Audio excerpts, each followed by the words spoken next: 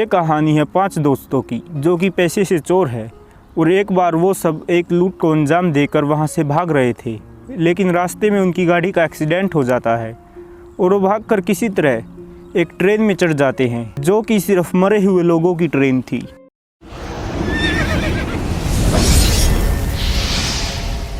Movie की starting में हम देखते हैं कुछ लोगों को जो कि बैंक में चोरी कर रहे होते हैं, जिनमें काई, मिड, जून, लेक्स और जैक उनका लीडर होता है और वो पैसों को लूट कर वहाँ से अपनी वैन में भाग आते हैं। लेकिन अब पुलिस भी वहाँ आ चुकी थी और जून को पुलिस की गोली लग जाती है और वो वहीं गिर जाती है और वो लोग उसके बिना ही वहाँ से भाग आते हैं।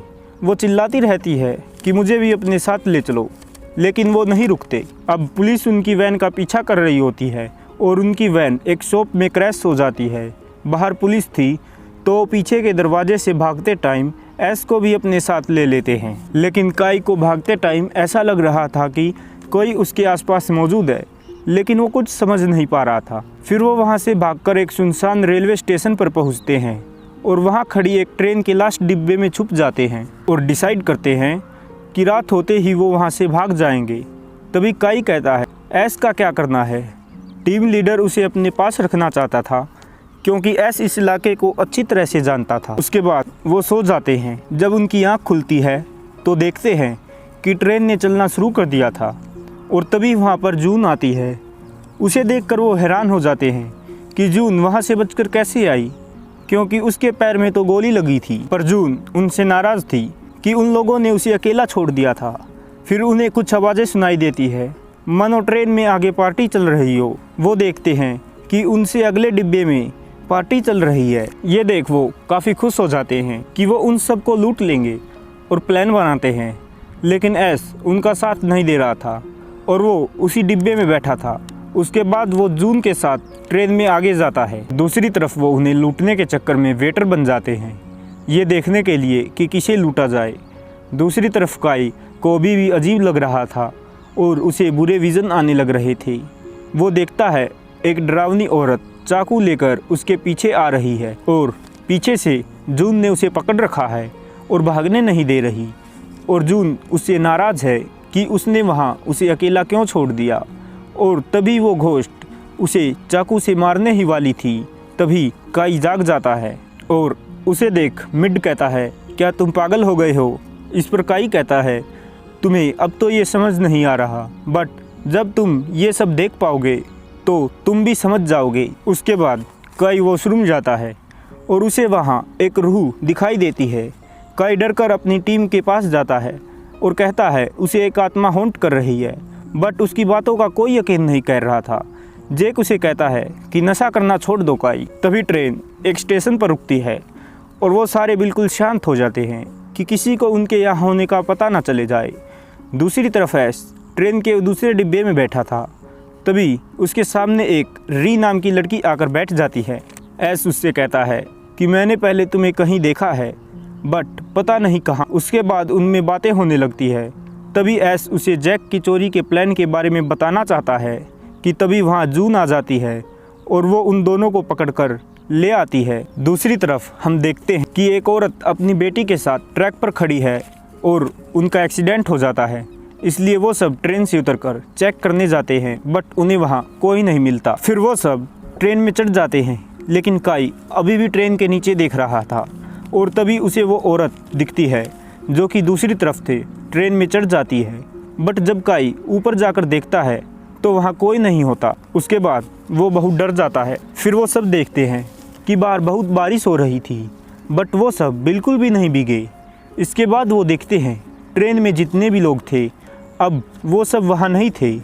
वो सब इस सोच में पड़ जाते हैं कि ऐसा कैसे हो सकता है। तभी काई हंसने लगता है और हंसकर उनसे कहता है कि अब तुम्हें समझ आ रहा होगा कि मैं क्या कह रहा था।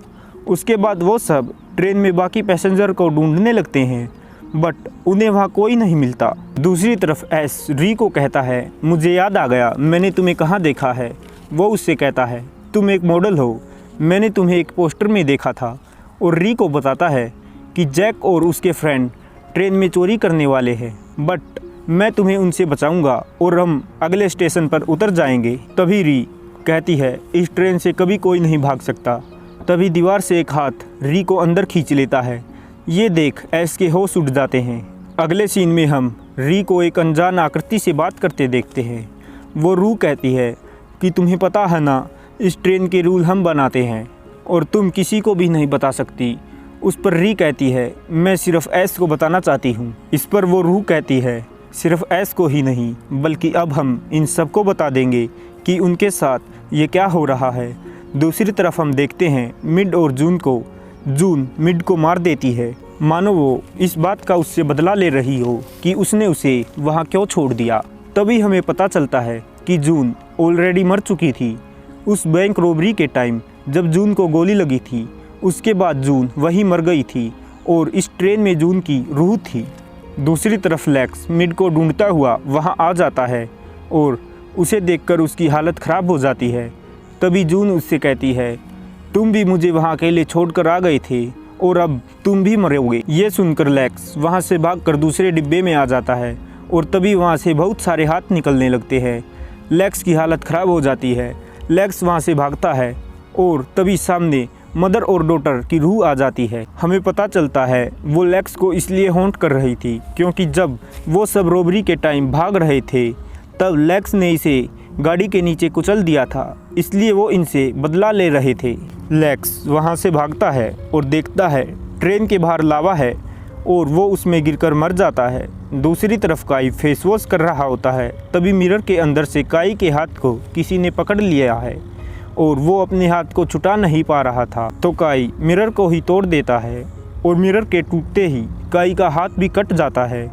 दूसरी तरफ जैक और एस में लड़ाई हो जाती है। तभी री एस को बचाने वहाँ आ जाती है और जैक बाकी सबको ढूंढने चला जाता है। तभी री एस के सामने एक राज रिवील करती है और बताती है कि इस ट्रेन में सिर्फ वही चढ़ सकता है जो मर चुका हो, जैसे मैं और बाकी के सभी पैसेंजर जो तुमने अभी तक यहाँ देखे हैं। तब हमें पता चलता है कि री की भी मौत हो चुकी थी। तभी एस कहता है मैं तो जिंदा हूँ और मैं इस ट्रेन में कैसे चढ़ गया। री कहती है शायद तुम भी मर चुके हो और ये तुम्हारी रूह है, लेकिन एस इसे मानने से मना कर देता है। तभी री उसे बताती है इस ट्रेन में वहीं चढ़ सकता है जो मर चुका हो और बाकी लोगों को वही वहीं देख सकता है जो मर चुका हो। और ये सुनकर एस खुश हो जाता है क्योंकि उसे आसपास कोई नहीं दिख रहा था और कहता है इसका मतलब मैं ज़िंदा हूँ। बट ये बात कहते ही बाकी सब के सोल उसे दिखने लगते हैं।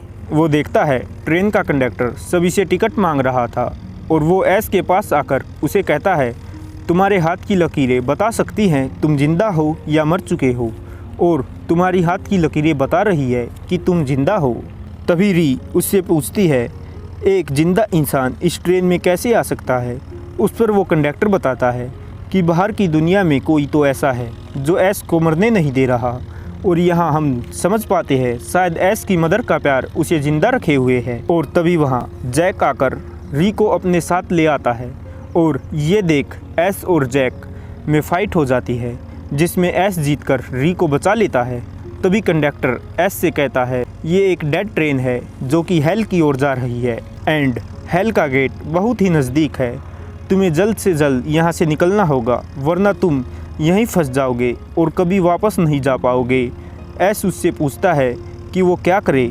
तभी री उसे एक हेडफोन देती है और कहती है तुम्हें इसमें क्या सुनाई दे रहा है। और तभी ट्रेन में एक दरवाज़ा खुल जाता है जो रियल वर्ल्ड में जाने का दरवाज़ा था। फिर एस रियल वर्ल्ड में पहुंच जाता है जहां हम देखते हैं रियल वर्ल्ड में एस और वो बाकी सब मर चुके थे जब उनकी गाड़ी क्रैश हुई थी, यानी कि ट्रेन में अब तक उन पाँचों की रूह ही थी। लेकिन उन सब में एस की सांसें अभी भी चल रही थी, लेकिन फिर भी उसकी सोल बाहर आ जाती है। लेकिन एस की हाथों की लकीरें ठीक थी और उसकी सांसें अभी भी चल रही थी, इसलिए वो अपने शरीर में वापस आ पाता है और एस अब ठीक हो चुका था। और इसी के साथ ये मूवी भी यही एंड हो जाती है।